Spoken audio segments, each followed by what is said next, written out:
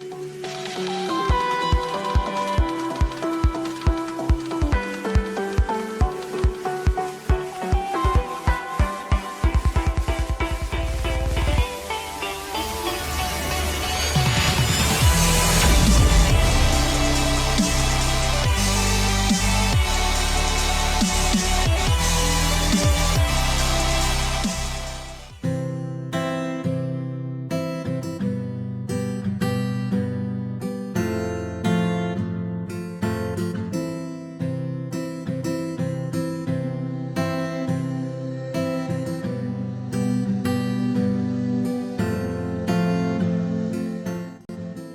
masa pandemi COVID-19, kita perlu untuk meningkatkan daya tahan tubuh kita atau sistem imunitas tubuh kita, di mana salah satu faktor yang paling berperan penting adalah asupan nutrisi ataupun makanan.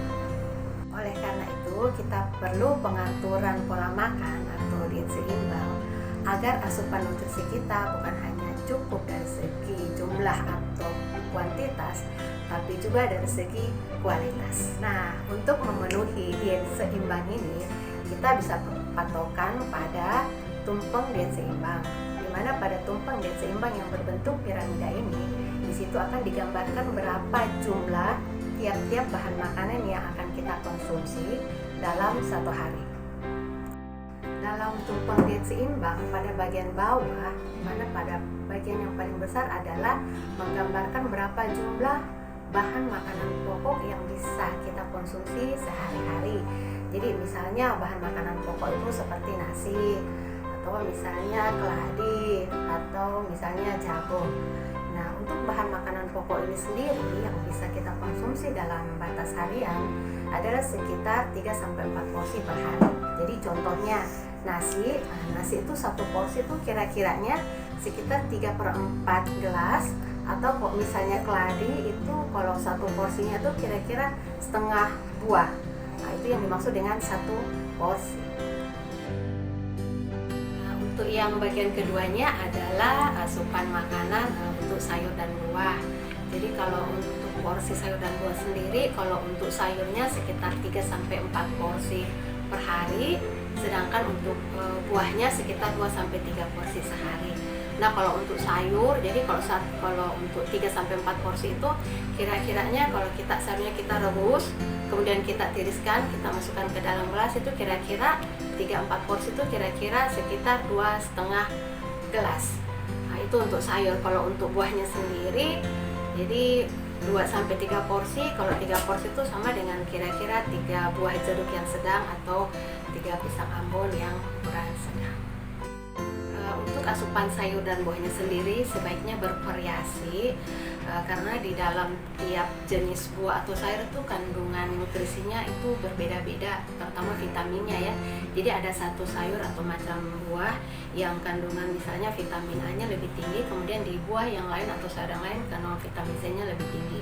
Jadi dengan kita mengkombinasi, kita akan mendapatkan jumlah yang maksimal dari masing-masing buah atau sayur tersebut. Untuk vitamin D, di mana ketersediaannya di alam itu terbatas, sehingga dibutuhkan bantuan sinar matahari atau paparan sinar matahari untuk mengaktifkan vitamin D yang ada di dalam tubuh kita. Jadi kita sebaiknya berjemur sekitar 15-20 menit per hari, antara jam 8 pagi sampai jam 10 pagi. Ya, itu dari protein sekitar 2-4 porsi untuk per hari. Jadi protein itu ada protein nabati dan ada hewani. Jadi dari nabati 2-4 porsi, dari hewani juga 2-4 porsi. Kalau ukurannya, kalau untuk hewani kira-kira seukuran telapak tangan kita masing-masing, itu satu porsi ya, seukuran telapak tangan kita. Yang keempat atau yang terakhir, yang paling jumlahnya paling sedikit adalah bahan makanan gula, garam, dan minyak. Jadi kalau untuk gulanya sendiri, kebutuhan kita itu sekitar 4 sendok makan sehari. Kalau garamnya 1 sendok teh per hari, dan untuk minyaknya sendiri itu sekitar 5 sendok makan per hari. Selain tumpeng diet seimbang, kita juga bisa menggunakan isi piring makanku untuk sajian sekali makan. Untuk isi piring makanku, maka untuk pembagian porsinya kita langsung bagi dua. Setengah bagian kiri, 2/3-nya itu adalah bahan makanan pokok dan 2/3 sebelah kanan adalah sayur. Untuk 1/3 sebelah kiri adalah lauk dan untuk 1/3 sebelah kanan adalah buah. Mudah-mudahan dengan melakukan pola diet sesuai dengan tumpuan gizi seimbang dan juga isi piring makanku, kita bisa meningkatkan daya tahan tubuh kita dan juga mempertahankan daya tahan tubuh kita. Tetap semangat untuk melawan COVID-19, semoga bermanfaat.